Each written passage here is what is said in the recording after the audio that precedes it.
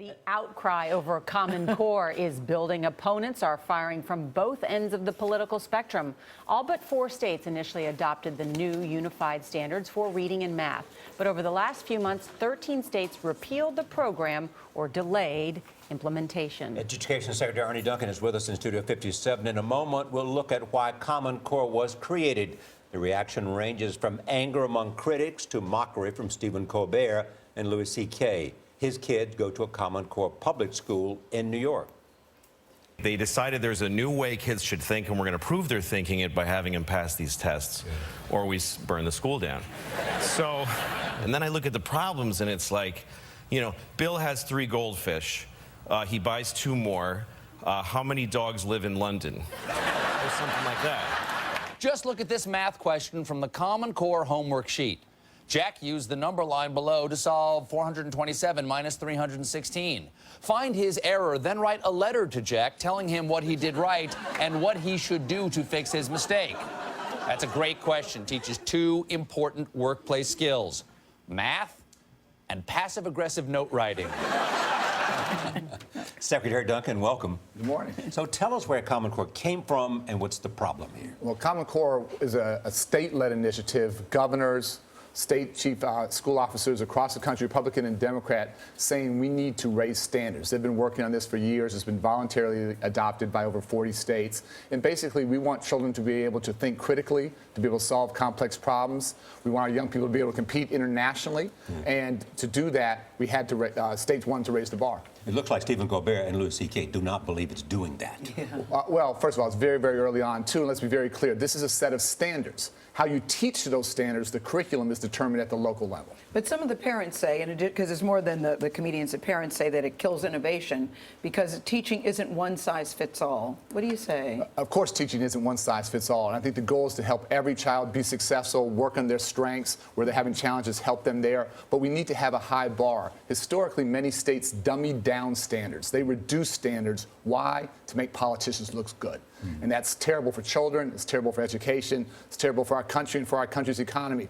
Raising the bar is absolutely the right thing to do, and we have to help support teachers and families hit that higher bar. I think everybody agrees raising the bar is a good thing. Improving education is a good thing. But this has divided even the Republican Party. You have Jeb Bush, who supports Common Core, and then you have Governor Bobby Jindal of Louisiana, who has vetoed a bill that's a pro-Common Core bill. I mean, he compares this to Russian centralized planning. Well, Governor Jindal was a passionate supporter before he was against it. So this, in that situation, it's about politics. It's not about education.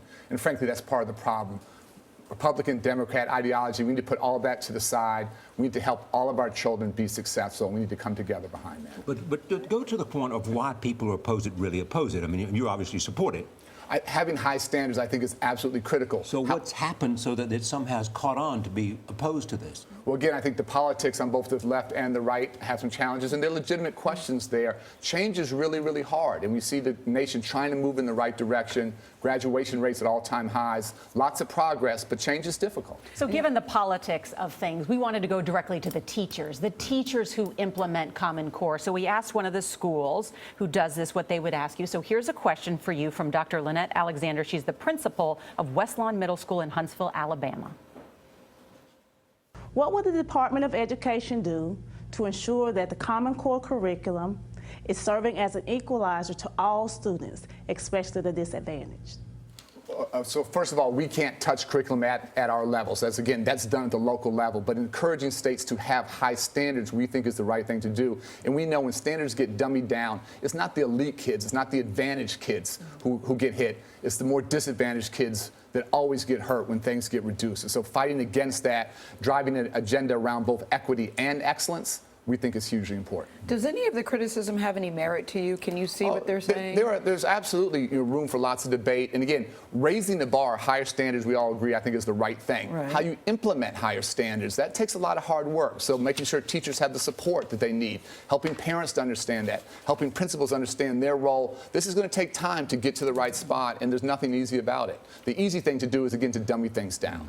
Where do we stand right now with the state of education? You mentioned, Gail and I were talking to you earlier about the increased rate of graduation in the country. Yeah, we're thrilled that high school graduation rates reached the all-time high, 80%. Dropout rates over the past decade or so have been cut in half for Latino students, almost cut in half for African American. College growing rates are way up, so we feel very, very good about that progress. But we have a long way to go, and again, we want our children to be able to compete, not just in their local communities or in the United States, but against children in China, in India, in Singapore, in South Korea, and making sure our children can thrive in a globally competitive economy. That's what this is about. What's the single most important element in being able to achieve the educational goals that you would like to see Americans have?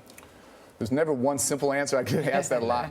I would say it all starts with early childhood education. If we can make sure our babies enter kindergarten ready to be successful, that's a game changer. That changes kids' lives forever. Because if you fall behind, we have far too many children forever, and it just builds up. Who start kindergarten a year to a year and a half behind, and and too often they don't catch up, and that's absolutely heartbreaking and is absolutely avoidable. High quality early childhood education, I think, is the key.